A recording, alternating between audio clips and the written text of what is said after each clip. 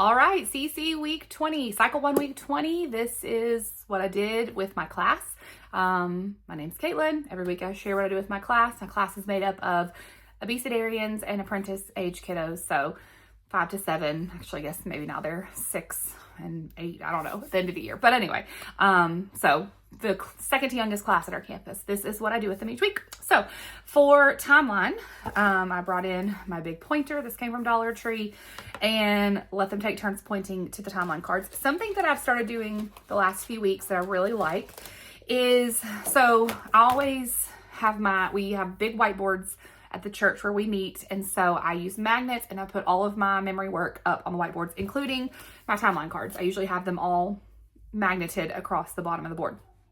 And so a lot of the times, like one kid at a time will come up and point to things, and the kids who are sitting back at their desks can't really see the cards, or, you know, if we're playing a game, they can't really see the cards up close. And so what I've started doing is I have them come and we sit on the floor, and they sit kind of like in a semicircle arch around me, and I lay these out. And so that way, when kid 1 is pointing to each timeline card while we sing it, all the other kids are seeing them much closer, and actually able to see the pictures well, and are distinguishing which ones are individual cards or items from the song, because sometimes it all kind of blurs together.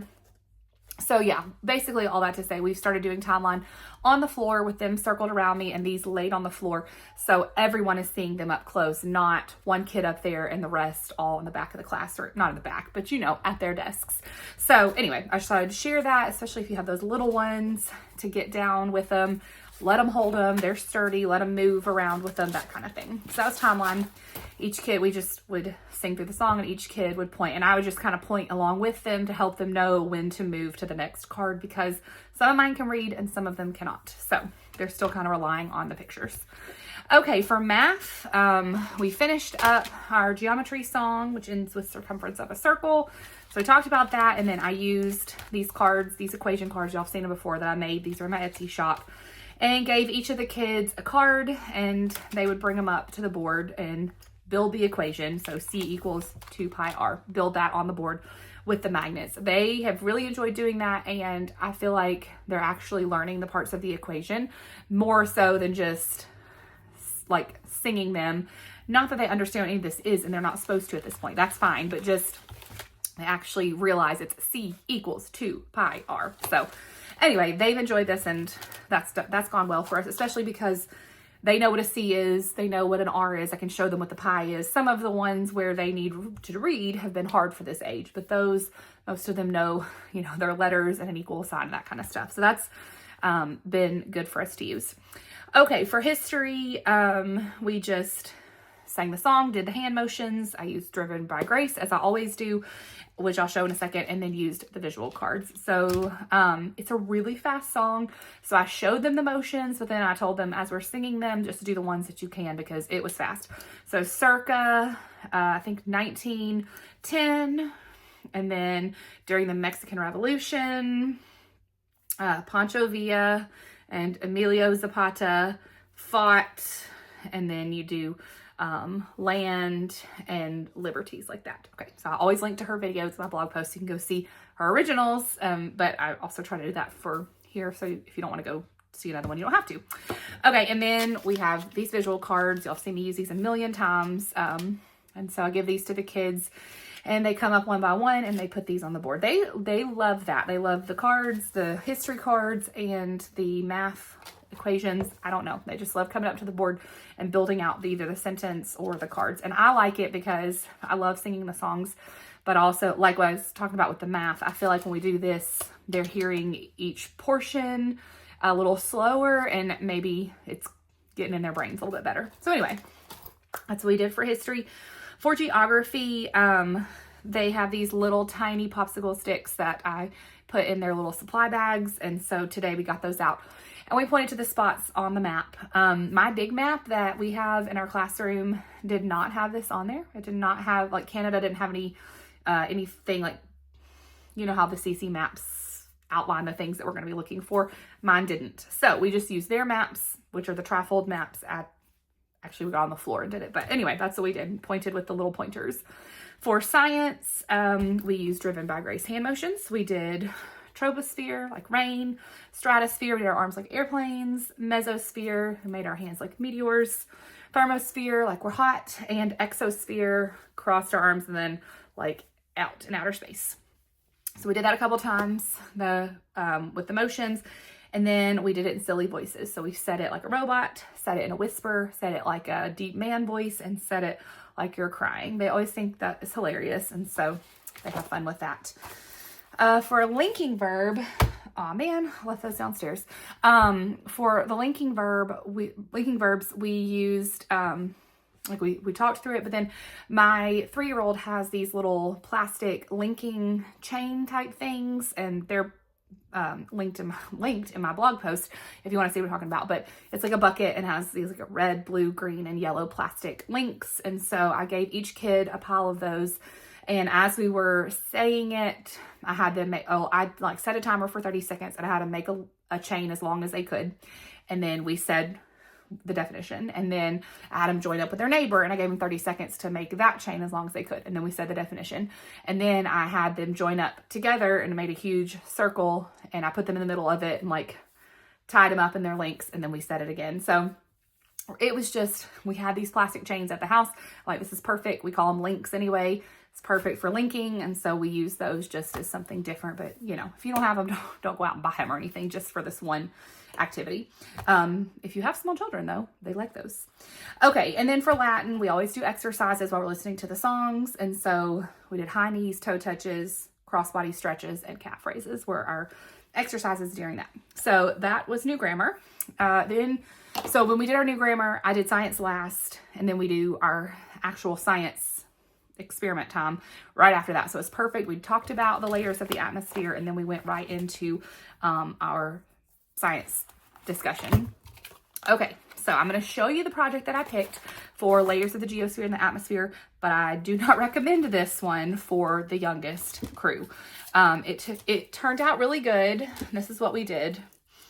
Okay, so here's it's a styrofoam ball, or a sphere, like a hemisphere, a half ball, a 4-inch one, and then, so we have our biosphere and hydrosphere on the side, core mantle crust in here, and then along the string, this is like, from the earth, you've got troposphere, stratosphere, mesosphere, thermosphere, exosphere, and then there's one that just has the label. My director found this on the director's Facebook page and printed this out for me, so I cannot link to that for you, unfortunately.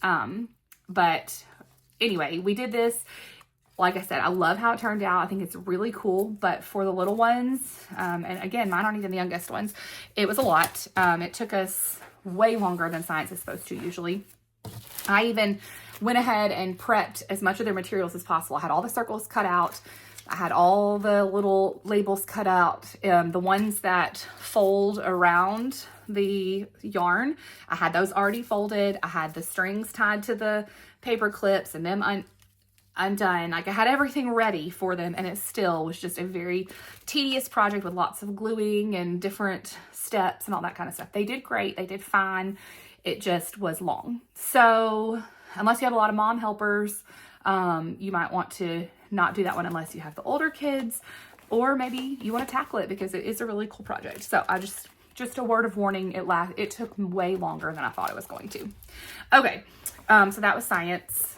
And then for orchestra, just a reminder, not like I'm an expert, but the guide says we're just supposed to be practicing active listening. So you're not necessarily like trying to teach a whole lesson about the composers or anything like that. It's not supposed to be this big deal. Apparently, from what I understand, the 4th edition had a lot more of instruction during that time. And so a lot of the YouTube videos and blog posts and activities that if you search in the Facebook groups are from back then, and now they've changed it and you're really just supposed to be fostering active listening. So read your guide is what I'm trying to say. That being said, I'll share what I did. So I started off, I told y'all last week that in our community, we introduced the orchestra families, instrument families, I don't know, in week 19 briefly, and then talk about it each week. So I use these again. These are the Meet the Instrument cards. I use those again, and we just it took us maybe a minute. It was really quick, but I would just hold it up and I would ask them what family, and they would shout out the family, and I just went like this while they yelled out the family. And so it was just like a super fast review. I did not spend any long instructional time on that. So we briefly reviewed these. I took, again, maybe 1 minute to remind them or talk about the Baroque period. The music was very flowery and very emotional. They thought it was really wild from that time. Basically, I've shared before that I used Stephanie Laughlin's videos. I pretty much just wrote down what she said in her video and used that as my script for the class.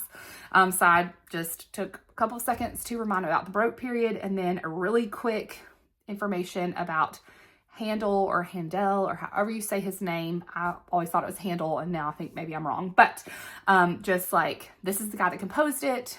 He composed it for King George I, and just like real quick, a couple of facts. I did not read anything. I even brought my, not the timeline card, but you know, the classical arts and composers pack that matches the timeline cards. I brought this in, but I didn't read it because it would have been too long. So it was just very quick, and then we listened. So the first time we listened, I used the listening guide. It's in Classical Music for Dummies, but also I found this printout online that had it at the bottom, and so I used that.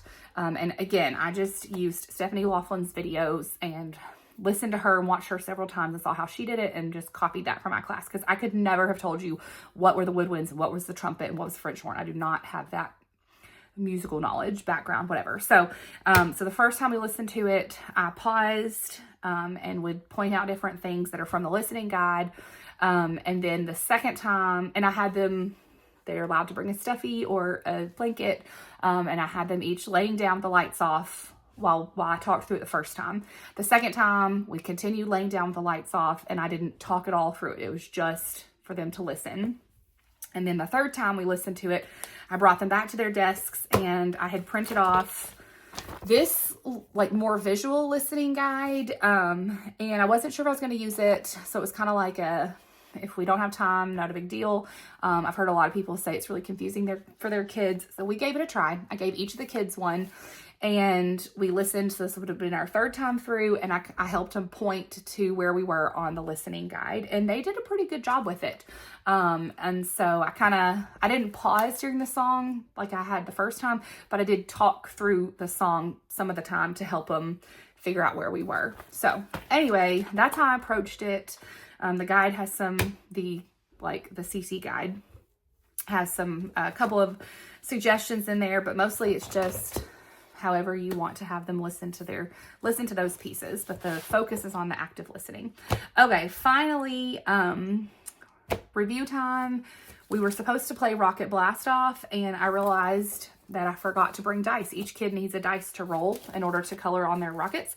And so we pivoted last minute and we played Four Corners. I always keep a set of Four Corner cards in my bag, so that in my tutor bag, so that if I forget a piece of the review game or something happens and I need them, I have them. So I just have 4 laminated cards, and I stuck them on the wall. I always keep painter's tape with me, so I stuck them on the wall real quick, and we played Four Corners instead. It's not my favorite review game, but it worked, and we'll just save this one for next time. So anyway, that was week 20. I hope that was helpful. I hope you have a wonderful week. I can't believe we only have 4 weeks left in this year. That is crazy to me.